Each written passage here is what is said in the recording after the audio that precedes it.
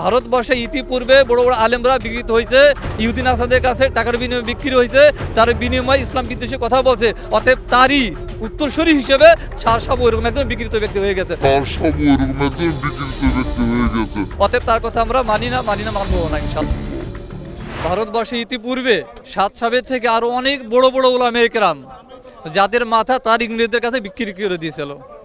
যদি আমরা ইতিহাস সঠিকভাবে তলিয়ে দেখি যে সাত থেকে বড় বড় আলেম তারা আগে থেকেই ইহুদি নাসরাদের কাছে টাকার বিনিময়ে মাথাকে বিক্রি করে দিয়েছে। শুধু একটা কথা বলবে তারা যে এই পথটা সঠিক না। যেমনিভাবে যখন দেওবন্দের সময় হুসেন মাদানী রহমাল্লাহ সহ কাজী নানবী রহমাল্লাহ সহ যখন জিহাদের ডাক দিচ্ছিল, এই ইহুদি নাসারা বা সাধারণ মুসলমান এরা কিন্তু বলে নাই যে জিহাদ হারাম। তো ওই সময় কিন্তু শীর্ষ উলামায়ে কেরামের একজনই বলছিলেন যে বর্তমান প্রেক্ষাপটে জিহাদ হারাম হারাম। তো সেই সূত্র ধরে সে ভারতবর্ষের একজন কৃত সন্তান সাদ সাহ। অতএব উনি ইহুদিদের কাছে বিক্রি হবে না, এটা কোনো বিষয় না।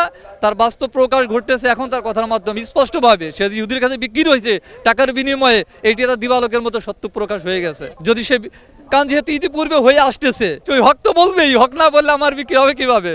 হক তো বলবেই, অবশ্যই বলবে। হক না বলে তো আমি যদি আপনার বন্ধু না সাজি আপনাকে মারতে পারবো না। বন্ধু সাজিতে একজনকে মারতে হয়। তাই শয়তান তো এখানেই শয়তানের বিজয়, যে যখন ওদের মধ্য থেকে আলেমদের মধ্য থেকে তবে এমন একজনকে কি করবো, বিকৃতি করব যার কথা সারা বিশ্ব শুনবে।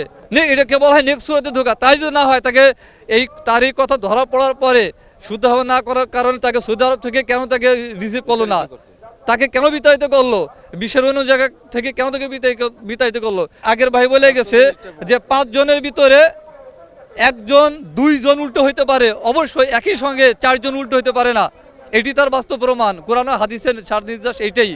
অতএব ভারতবর্ষে ইতিপূর্বে বড় বড় আলেমরা বিকৃত হয়েছে, ইহুদি নাসারদের কাছে টাকার বিনিময়ে বিক্রি হয়েছে, তার বিনিময়ে ইসলাম বিদ্বেষী কথা বলছে। অতএব তারই উত্তরসূরি হিসেবে ছাড়সাব ওইরকম একজন বিকৃত ব্যক্তি হয়ে গেছে। অতএব তার কথা আমরা মানি না, মানবো না ইনশাল্লাহ।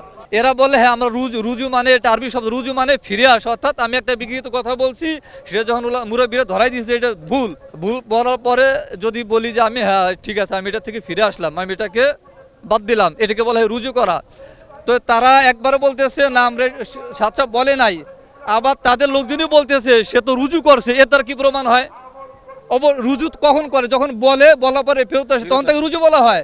আবার তাদের ভিতরে কেউ বলতেছে যে না সেটা বলে নাই, তাহলে কি শয়তানি তারা করতেছে? এটা তার পুরো অডিও, এটা কোনো এডিট করা হয় না, পুরো অডিও আমাদের দেওবন্দ মাদ্রাসায় তার সব কপিগুলো রয়ে গেছে।